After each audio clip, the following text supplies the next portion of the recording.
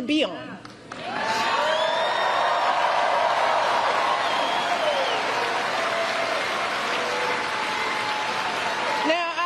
I recognize that there are a lot of angry, disillusioned people out there, upset with the slow pace of change. And I get it. It is reasonable to be frustrated. We all know we have a lot more work to do in this country. But to anyone out there thinking about sitting out this election or voting for Donald Trump or a third-party candidate in protest because you're fed up, let me warn you, your rage does not exist in a vacuum.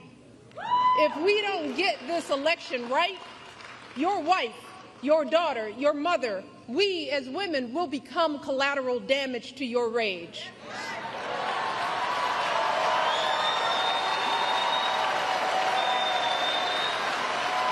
So, are you as men prepared to look into the eyes of the women and children you love and tell them that you supported this assault on our safety? And to the women listening, we have every right to demand that the men in our lives do better by us. We have to use our voices to make these choices clear to the men that we love. Our lives are worth more than their anger and disappointment. And we are more than just baby-making vessels.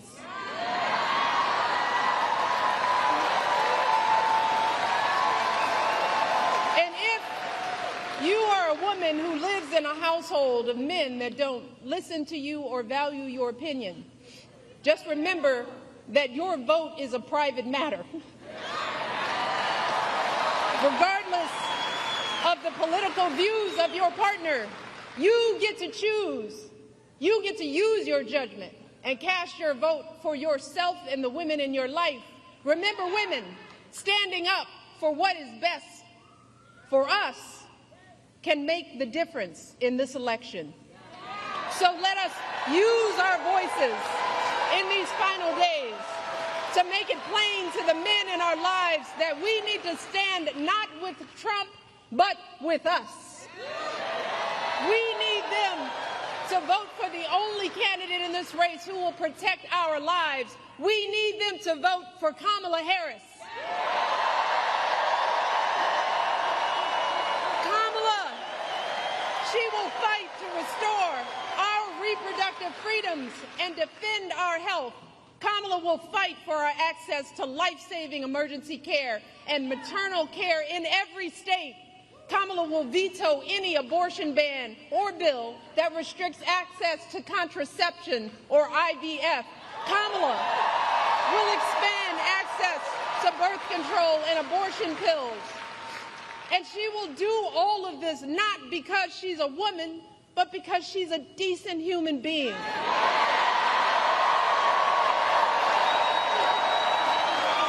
She will do this because she cares about the lives of people other than herself.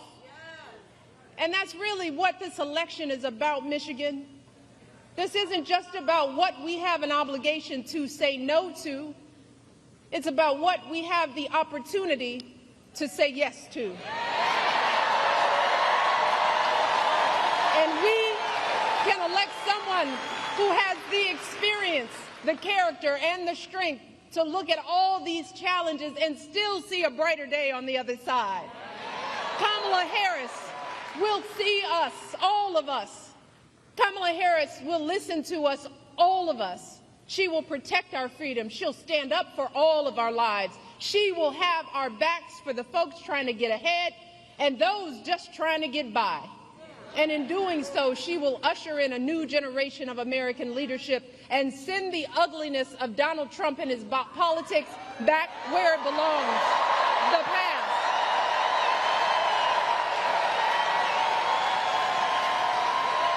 But Michigan, she cannot do any of this alone. So I'm asking you one last time, let us not just sit around and complain. Let's do something. If your brother or your son or boyfriend needs to hear your perspective, are you willing to talk to them? Are you willing to send a video of what I've just said? Are you willing to do something? If you have an aunt who's thinking about sitting this one out or voting for a third party, are you willing to have an uncomfortable conversation? Are you willing to do something? If you have an extra hour or extra weekend, are you willing to knock on doors and talk to your neighbors? Are you willing to do something?